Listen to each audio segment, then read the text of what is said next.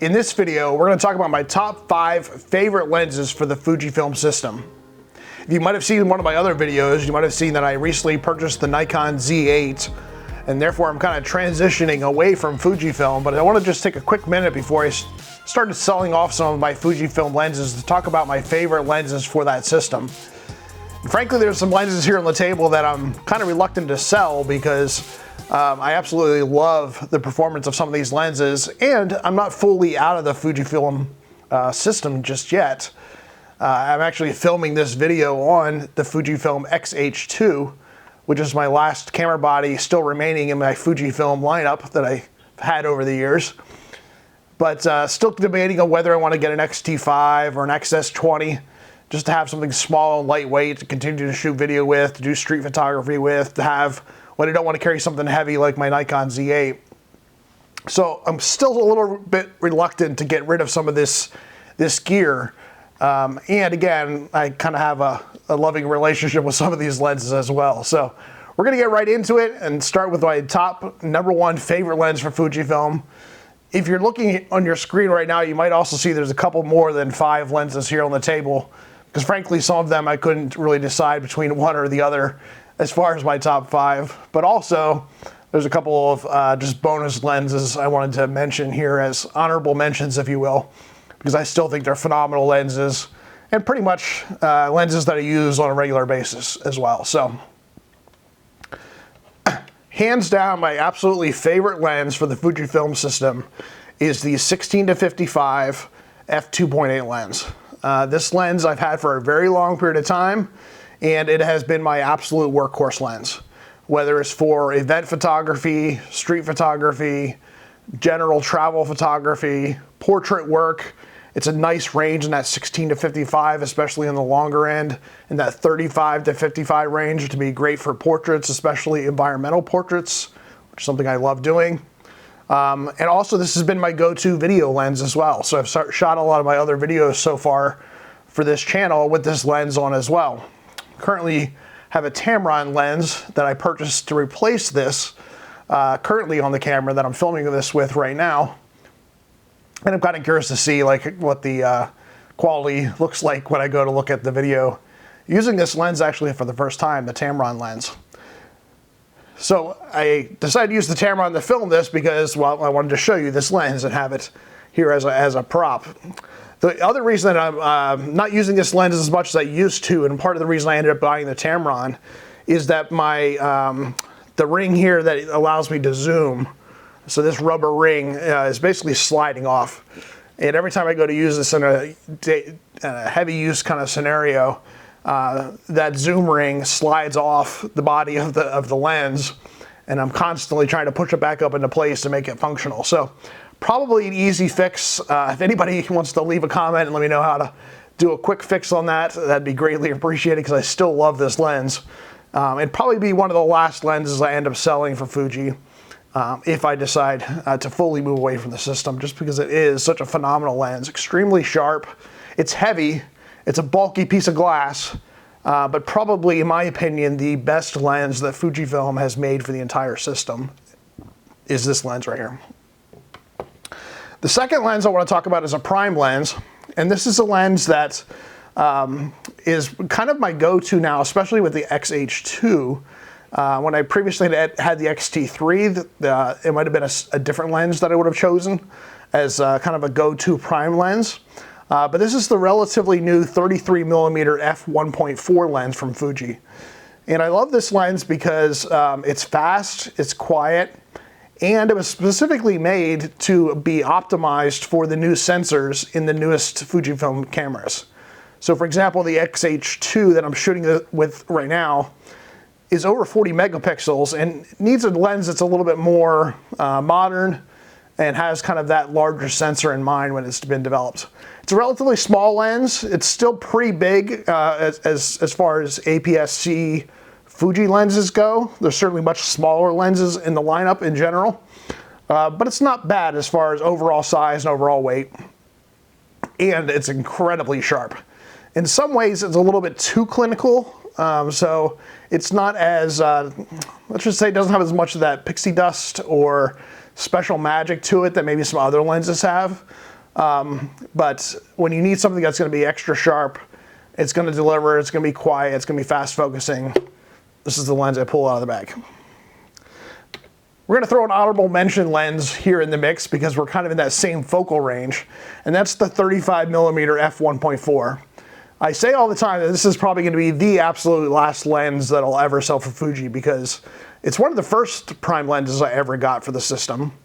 But also, what I just mentioned about having that little special magic pixie dust or special character to a lens, this lens has character in spades. It's small, it's lightweight, it's an f1.4. It's noisy as all get out. So when you go to autofocus this lens, it's not going to be a quiet lens for sure. It's going to hunt a little bit. It's going to not necessarily lock on as fast as some of the more modern lenses, or even the 35mm f2, for example, which is a great little tiny fast focusing silent lens. This is going to be much louder, much slower, a little bit less accurate, but the image quality is fantastic.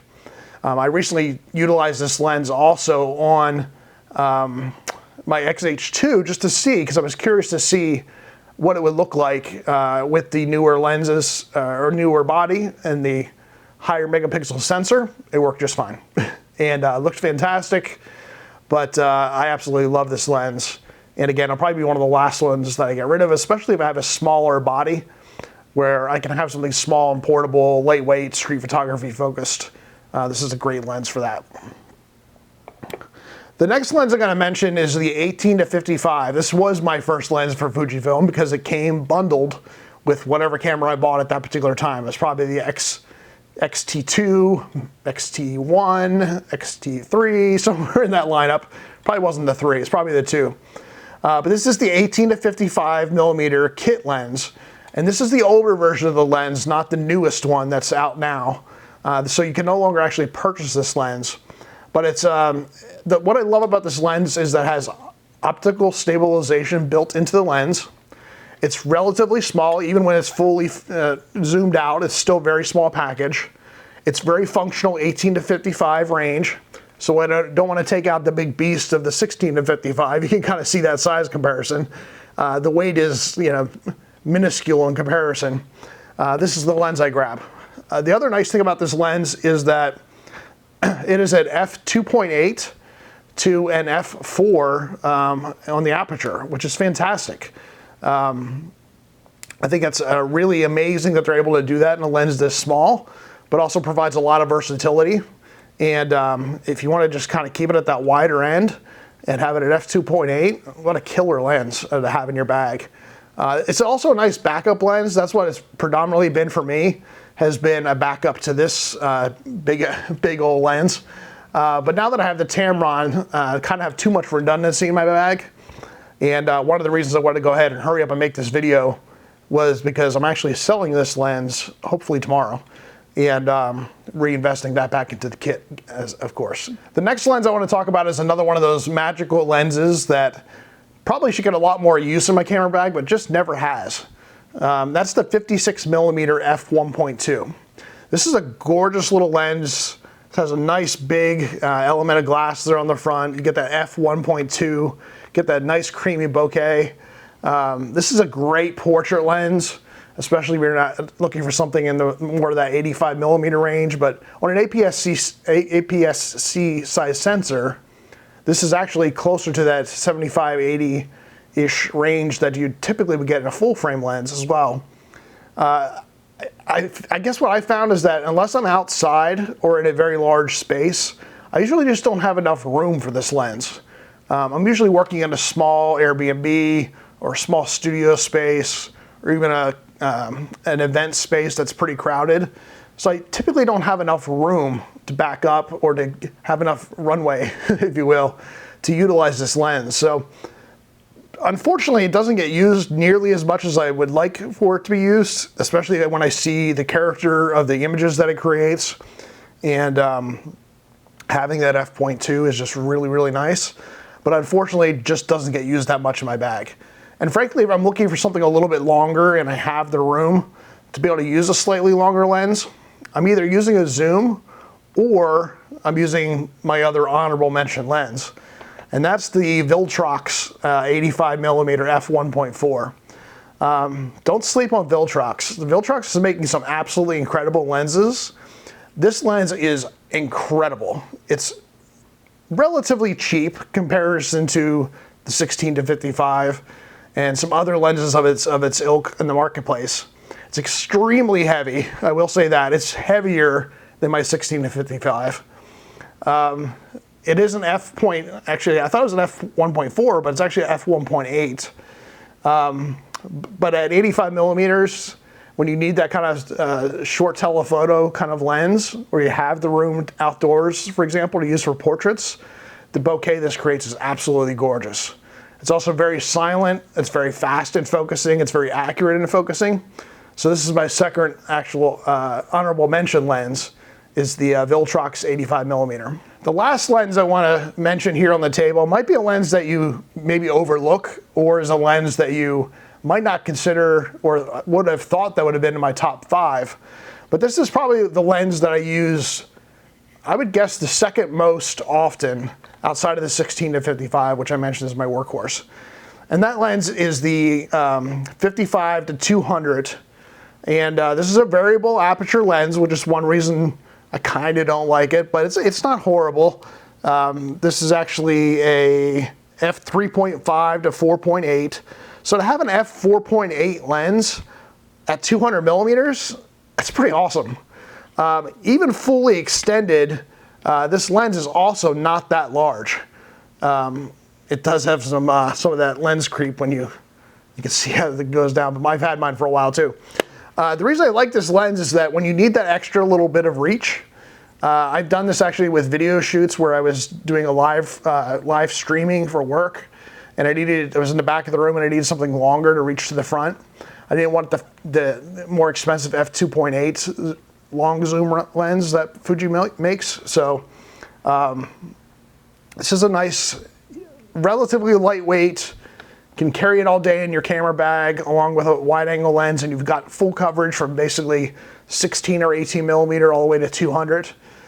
The other reason I use this lens a lot is when I go to professional sporting events, specifically baseball. I've only had a couple of instances where I've not been able to get this into a Major League Baseball stadium. I've now been to 29 of the 30 baseball stadiums. I wouldn't say that I've taken this lens to all of those, because sometimes I just don't want to. And in some of those stadiums I went to long before I got into Fujifilm. But this lens typically is small enough yet that even on the XH2, I can get it in the stadium without security giving me too much of a hassle. Now, there has been a few occasions where that's not been the case, and they start measuring very precisely, and they're like, they have a little diagram or a chart, and they're like, oh, this lens is too long, it's too professional. And I'm like, come on, dude, just let me in. I've only had one instance where I had to go to a different entrance, and they let me right in with no issues. But usually I don't have this attached to the camera. I just have it down in my camera bag. I have a smaller lens on the body itself, and I usually get in with no problems. But at 200 millimeter, especially on the XH2, where I have a lot of ability to additionally crop on top of that, I've got some really great baseball shots. Netting aside, because netting is a bit of a problem at Major League Baseball stadiums to shoot through and around. But I've got some pretty good shots, especially when before the game starts, make it down lower, you're in the outfield where you don't have to worry about the netting. But this has been a fantastic workhorse lens for me. And again, probably the second or third most often used lens in my camera bag. So that's it for my top favorite Fujifilm lenses. Happy to answer any questions about these lenses, so if you want to drop a comment down below, let me know what your favorite Fujifilm lens is. Let me know which Fuji lens that you own that you will never sell. I'm also curious to know, why you like particular lenses you like. And out of my lineup, if you had to sell off your gear and only keep one, which lens would you keep? I think I am going to be selling a couple more of these. I mentioned the 18-55 I'm selling hopefully tomorrow. I have a 35 millimeter f2 over there that I'm going to be selling here shortly. And I'm pretty sure the 56 millimeter is going to get sold here in the next week or so as well. It should sell pretty quick, but But again, I just don't use it nearly enough to justify keeping it around. Maybe I'll talk myself out of that, or listen to some of your comments and when you're like, don't sell it, don't sell it. Maybe it'll stay in my bag for a little bit longer. Not in a huge rush to sell it, but at the same time, there's no sense to just sitting in the bag, not getting used either. So hope you enjoyed that video. I'd appreciate a like and subscribe. That really helps the channel to continue to grow. Helps with encouraging me to keep making more content, of course. And I have a lot of ideas for a lot more videos, some gear, but also want to get into a lot of photography books. I've got more insights coming about my Nikon system and a new lens that I picked up for that I want to share with you. So going to be making a lot more content, and I appreciate your watching, and I appreciate the subscription, appreciate the like, and you can even hit that bell notification and get notified every time I post a new video. So thanks again. Have a great day. Happy shooting.